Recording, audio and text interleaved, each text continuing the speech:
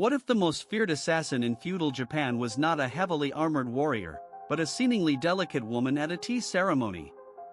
Tonight, you will discover the hidden world of Japan's deadliest female spies, known as Kunoichi, a term derived from the strokes of the kanji character for woman itself. We will reveal how these operatives used the rigid social structure of their time against itself, their ingenious disguised weapons that turned everyday objects into deadly tools, and the shocking true story of a ninja matriarch who commanded an army of hundreds. You stand in a grand hall, the scent of incense and green tea filling the air. Before you, a woman in a silk kimono kneels, her movements graceful as she prepares your drink. Her smile is serene, her eyes downcast, a picture of perfect subservience. You are a powerful warlord, surrounded by your most loyal guards, yet you feel no threat from this delicate figure. She offers you the cup. You take it, unsuspecting, the warmth seeping into your fingers. You have just invited the deadliest secret weapon of feudal Japan into your inner sanctum. And your fate, perhaps, is already sealed, without a single sword ever being drawn.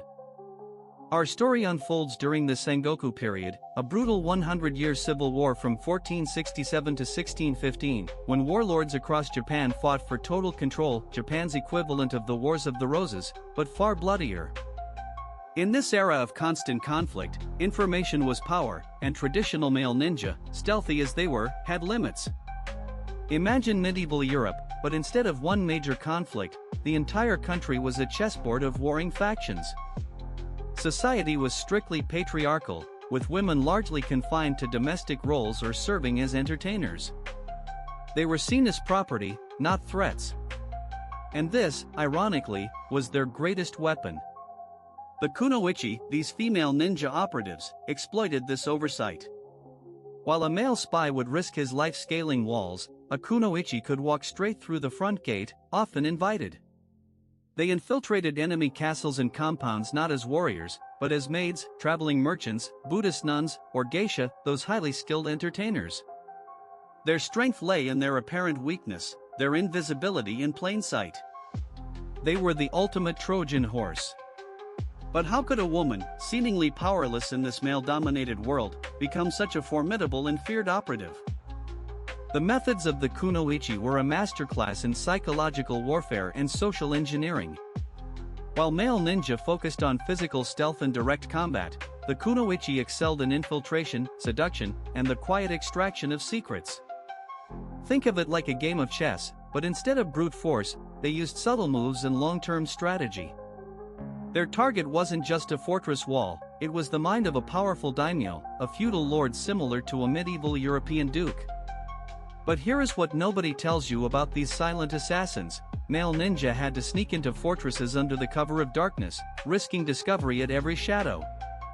Kunoichi, however, were often invited in. As servants, concubines, or entertainers, they gained access to the most secure chambers, the private conversations, the unguarded moments where true power lay. They learned the castle layouts, the guard rotations, the personal habits of their targets.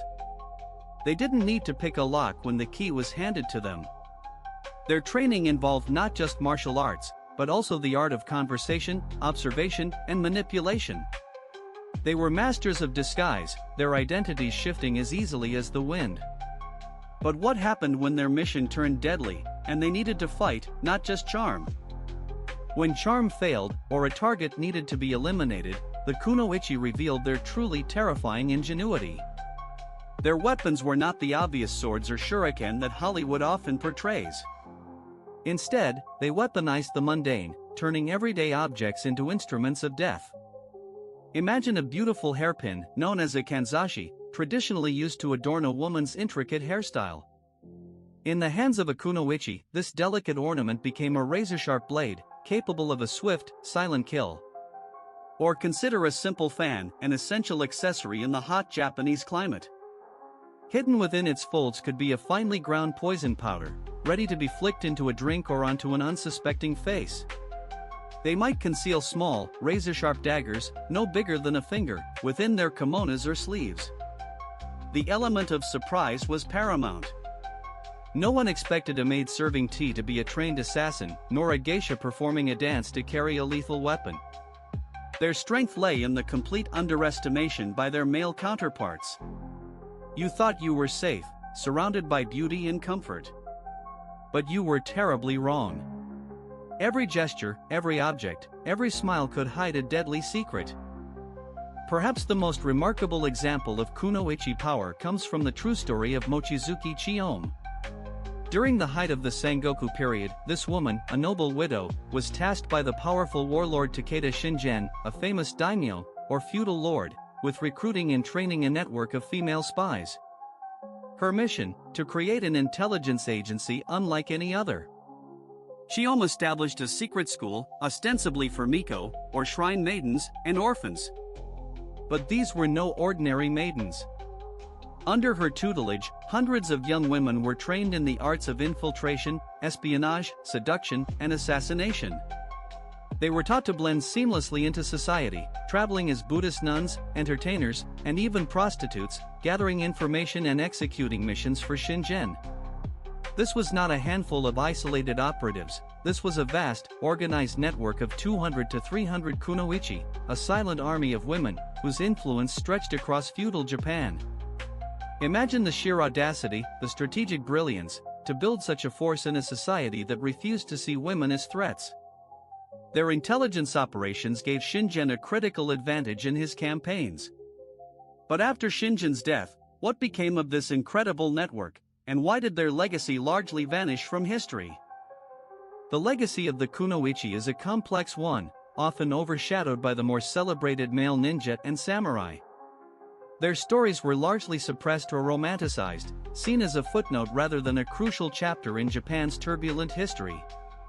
Yet, their existence challenges our perceptions of power, gender, and warfare. They remind us that strength isn't always found in brute force or shining armor, but often in the cunning, the overlooked, and the ability to adapt. In a world where women were expected to be demure and subservient, the kunoichi carved out a path of dangerous agency, proving that true influence could be wielded from the shadows. Their tactics of infiltration, disinformation, and psychological manipulation resonate even in modern espionage. So, the next time you hear about Japan's ancient warriors, remember the quiet women behind the screens, the ones who were invited in, the ones who saw every weakness, and who held the true power to change history. If you're fascinated by the hidden tales of Japan, make sure to subscribe to Japan Storyteller for more incredible journeys. Next time, we'll delve into the terrifying world of the yokai, Japan's supernatural monsters and spirits. Don't miss it!